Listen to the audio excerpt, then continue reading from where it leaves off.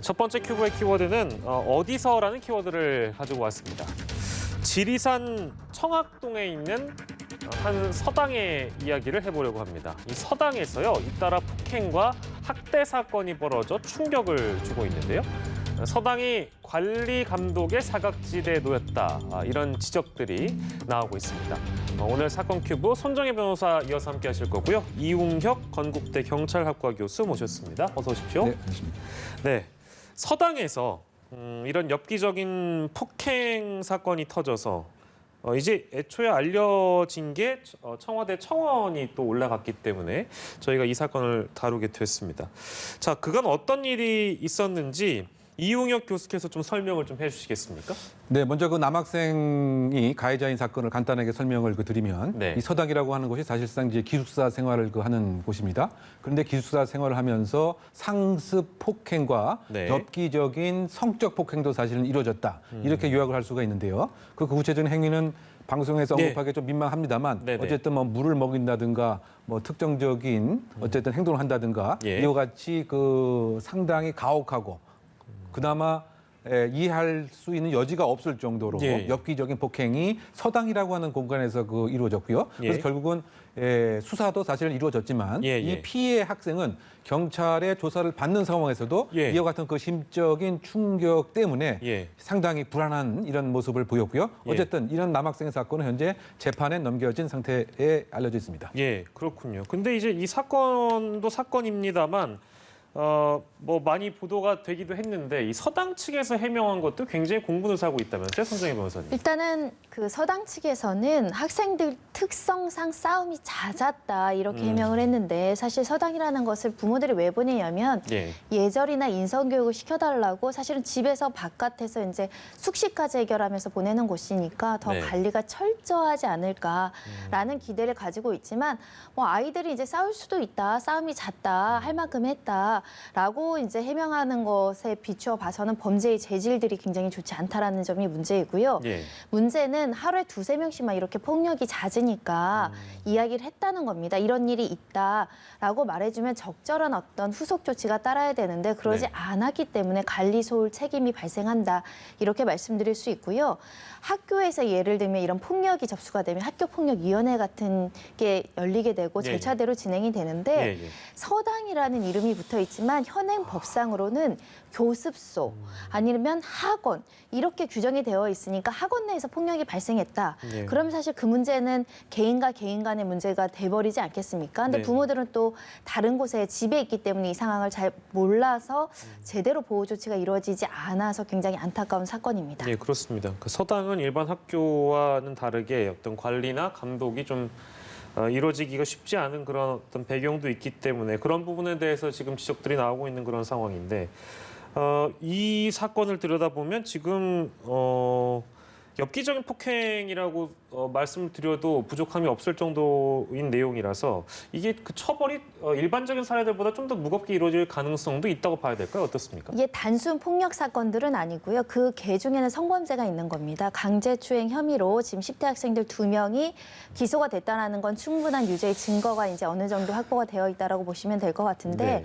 아이들끼리 이렇게 기숙소 같은 집단 시설에 이제 보내놓고 또 관리 감독해야 되는 서당 측에서 부주의하다 보니까 성범죄 피해까지 발생한 안타까운 사건이라고 말씀드릴 수 있고요. 네. 관련해서 이런 성범죄 가해자인 학생들도 이제 처벌을 받겠죠. 뭐 소년법에 따라서 관련 처벌을 받을 수도 있고 기소돼서 형사처벌을 받을 수도 있는데 예. 중요한 건 서당 측의 어떤 관리 책임을 어떻게 물을 것인가입니다. 아동학대로 볼 여지가 있으면 아동학대를 방임을 했다라고 한다면 관련 아동복지법에 따라서 처벌될 가능성이 있고요. 예. 이런 부분을 몰랐다라고 주장을 한다고 한다면 민사적으로는 위자료 책임을 물을 수도 있거든요. 그 예, 예. 부분에 대해서 철저한 사실관계 조사가 필요한 상황입니다. 예. 근데 알겠습니다. 지금 우리가 하나 또 주목을 해야 될 부분이 네. 이와 같은 이제 가해 청소년들을 우리가 기대하는 것만큼 충분히 엄벌할 수 있느냐. 그 부분에 또 다른 한계가 좀 있을 수가 있습니다. 예. 왜냐하면 이제 그 미성년자에 그 해당이 되기 때문에 성년과는 다른 이를테면 보호 처분을 받을 가능성이 있다든가 예. 또는 그 소년법의 그 특혜를 받아서 우리가 그 국민청원 사이트에 올라왔던 내용이라든가 예, 예. 피해자의 부모에 상응하는 엄벌이 아니고 예. 무엇인가 이제 선도하는 쪽의 그 입장으로서의 처벌이 이루어질 가능성이 상당 부분 있습니다. 예. 그래서 아마 보통의 성인이 이와 같은 행위를 했으면 특수상이라든가 특수폭행으로 구속도 될 범직한데 예. 이를테면 이런 미성년자들은 그 구속도 되지 않는 소년법상의 그 특칙을 그 받을 수가 이제 있기 때문에 이 부분에 그 있어서도 사실은 이제 그 서당 측의 불법 공동행위 책임 못지않게 예. 이 당사자 가해자들에 대해서 사실은 나이만 어렸을 뿐 실제로 하는 행위는 성인 범죄 못지않게 엽기적이고 그렇죠. 구분적이란 네. 말이죠. 그래서 그 부분에 대한 엄중한 처벌도 사실은 있어야 될 부분으로 생각됩니다. 예, 옳은 말씀이고요. 그렇게 되는지 좀 지켜봐야 될 일입니다. 그리고 이 서당 기숙사에서 발생한 폭력은 이 건만 있는 게 아니라요. 좀 다른 사건을 또 만나볼 건데 이 초등학교 6학년인 B 양이 있습니다. B 양도 예절 교육을 이 서당에 받으러 갔는데 여기에서 기숙사에서 폭행을 또 당했다고 합니다. 앞서 말씀드린 대로 청와대 청원을 통해서 이 내용은 알려진 것이죠. 네, 부모가 이제 청원을 통해서 초등학생 딸을 도와달라고 글을 올리면서 굉장히 심각한 가혹행위를 당했고 집단 폭력이 있었다라고 이야기를 하고 있고요. 네. 일부만 말씀드리면 뭐 변기물을 먹게 한다던가 성적인 괴롭힘이 있었다라고 이제 주장을 하고 있고 현재 경찰에서 수사 중인 상황인데 예, 예.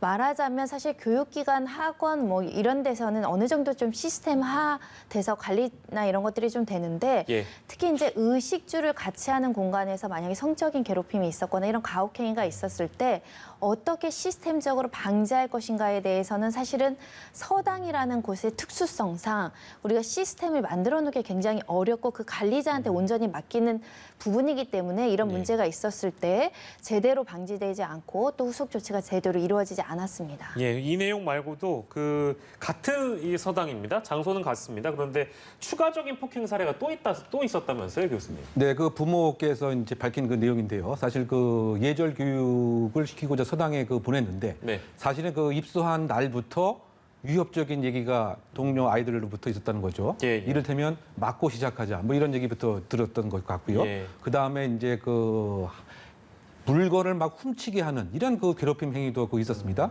이러다 보니까 그 정신적으로 상당히 불안한 상태에서 예, 예. 흉기를 사실 목에다 들이대면서 예. 이제 아주 위협을 주는 이런 표현도 그 했기 때문에 이 학생이 이른바 정신적인 불안 상태가 지속돼서 결국은 현재도 이른바 그 틱 장애라고 하는 예. 정식과 그 치료를 그 받고 있다. 이런 내용이 그 부모님에 의해서 알려졌습니다. 예. 그만큼 가장 안전하고 마음의 평화를 배우는 이런 서당에서 오히려 그 사각지대적 측면에서 학교 폭력이 더 창궐했다. 예. 이런 점에 우리가 지적을 안 할 수 없는 상황으로 보입니다. 예, 저희가 뭐 일단은 지금 나오는 내용들은 학생들의 연령도 조금 다르고요. 그 서당도 그 두 가지의 장소를 따로 짚고 있기 때문에 헷갈리실 수도 있겠습니다만 저희가 짚고 있는 B서당의 경우에는 지금 피해자가 초등학교 2학년입니다.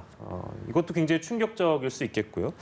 아무튼 그래서 이 서당 측의 일정 부분 책임을 물을 수 있겠는가 이 부분 좀 다시 한번 정리해보고 싶은데요. 다시 한번 정리해 주신다면요. 일단은 관리 부주의 책임이 있을 수 있습니다. 특히 아동학대라든가 성범죄 피해가 발생할 것을 예상했거나 또는 인지했거나 또 이것을 방지할 수 있음에도 불구하고 방지하지 않았다고 한다면 그에 대해서 부주의 책임으로 뭐 민사상 손해배상 청구를 일정 부분 배상할 수 있어 보이기는 한다 이렇게 말씀드릴 수 있는데요. 네. 그런데 문제는 밝히기가 좀 어려울 수 있다라는 겁니다. 뭐 내부의 CCTV 자료라든가 뭐 업무 일지라든가 교육 관련해서 정보들은 전적으로 서당 측에서 관리할 수 있기 때문에 예. 이 피해자 부모나 피해 학생 입장에서는 이걸 서당에 말했다라는 증거를 제시할 수 있는지 이런 네. 여러 가지 어려운 점은 있지만 이 부분에 대한 사실관계 조사가 이루어져야 될 필요가 있고 또 이제 피해자가 직접 할 수는 없는 부분이기 때문에 네. 현재 교육청에서 나서서 관련된 조사를 하고 있고요. 특히 지자체에서 이제 관리 감독을 하기 위해서 사실 조사에 들어간다라고 하는데 예.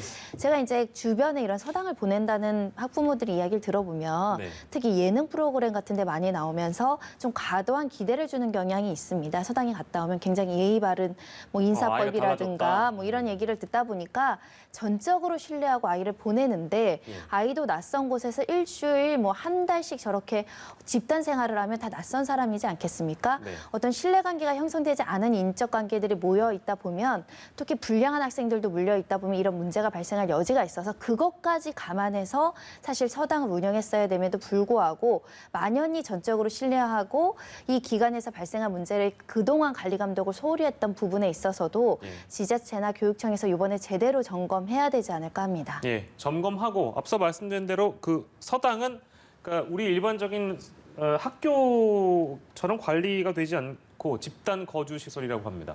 다만 뭐 점검을 하더라도 그 이후에 대안이 필요하지 않겠습니까? 어떤 대안을 좀 주시겠습니까? 결국 이제 그 꼼꼼한 그 교육청의 관리 감독이 있어야 되는데요. 그것은 결국 무엇을 얘기하느냐? 이 학교 폭력을 예방할 수 있는 전담 교사도 분명히 있어야 되는 것이고요. 더군다나 이 서당을 운영하는 운영 그 주체의 이 태도와 생각 자체가 바뀌어야 되는 거죠. 지금 이런 표현을 보게 되면 아이들 사이에서 언제든지 있을 수 있는 일이다. 이와 같은 이제 그 안이한 생각을 가졌기 때문에 예. 사전에 학교 폭력에 대한 예방이라든가 이것을 어떻게 그 빨리 찾아내서 문제를 해결하려고 하는 이런 그 마음 자체가 사실은 그 부족했던 것입니다. 예, 예. 왜냐하면 관리의 감독 바깥에 있기 때문에 일반 학교 같으면 이를테면 그 빨리 이 신고를 하는 이런 그 콜센터도 있고요. 또 그 학교 폭력 전담 경찰관이 거기에 상시에 또 나가기도 하고요. 네. 이와 같이 그 외부의 문제를 바깥으로 알릴 수도 있었는데 지금 그 피해 학생들의 얘기를 들어보게 되면 CCTV를 한 번도 점검 안 했다. CCTV를 한 번만 들여다봤어도 예, 예. 매일 발생하는 서당 내 외곽에서의 이와 같은 폭력은 막을 수 있었는데 결국은 이제 그 서당 그 관리자 측에서 이와 같은 의무를 게을리하고 관심을 기울이지 않았던 탓이기 때문에 결국 대안은 관리의 안에 들어야 되고 예. 운영 주체의 학교 폭력에 대한 경각심도 전격적으로 바뀔 필요가 있다. 이것이 개선의 시작점으로 보입니다. 예, 대안까지 저희가 알아봤습니다. 첫 번째 큐브 속 사건으로 만나본 서당 관련된 이야기를 좀 나눠봤습니다.